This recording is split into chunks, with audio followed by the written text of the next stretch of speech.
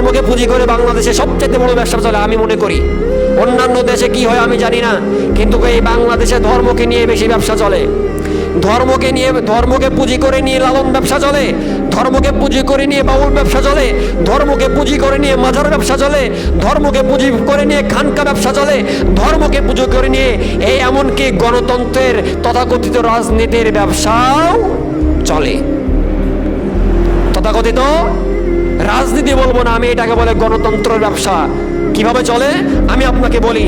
যারা আউল বাউল ভান্ডারি তাদের বিষয় কান্ডারি, তারা এক জিনিস, কিন্তু যারা ধর্মকে নিয়ে মানুষের ইমোশন নিয়ে গণতন্ত্র নিয়ে খেলা করে তারা কখনো মানুষরূপী মানুষ হতে পারে না, তারা মানুষরূপী শয়তান।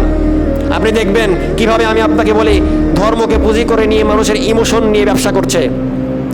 যখন দেখবেন নির্বাচন আসছে তখন আপনার যে নেতা কোনোদিন পশ্চিম, কোনোদিন আপনি যদি ওই নেতাকে বলেন তো এখানে দাঁড়িয়ে আছেন পশ্চিম কোন দিকে, ওই নেতা পশ্চিম খুঁজতে 10 মিনিট সময় লাগবে।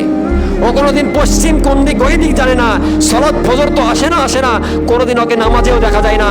অথচ নির্বাচনের সময় আসরের নামাজ 3 বার পড়ে, নির্বাচন আসলেই আসরের সালাত 3 বার পড়ে।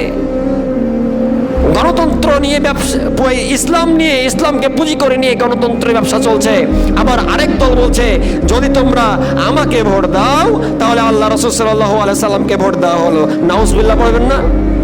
আবার আরেক দল বলছে কেউ যদি আমাকে ভোট দাও তাহলে আমরা এই বাংলাদেশে ইসলাম কায়েম করব। বাংলাদেশে কি করব? ইসলাম কায়েম করব। কিভাবে আপনি ইসলাম কায়েম করবেন? কিভাবে? এই গণতন্ত্রের উপর ভর করে ইসলাম কায়েম করবেন? কিভাবে ইসলাম কায়েম করবেন?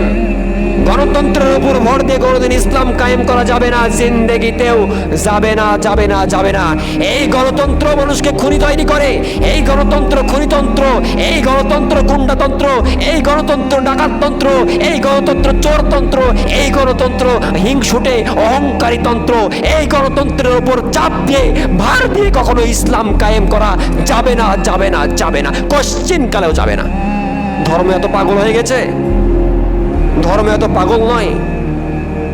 সম্মানিত প্রিয় উপস্থিতি, আবার কোন দল বলছে আমাকে ভোট দাও, হাত পাখার বাতাসে আর উড়ন্ত বাতাসে জান্নাতে চলে যাবা।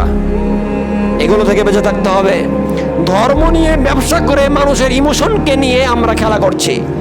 এ ধর্মের ব্যবসা এমন একটি ব্যবসা যেখানে কোনো পুঁজি লাগে না।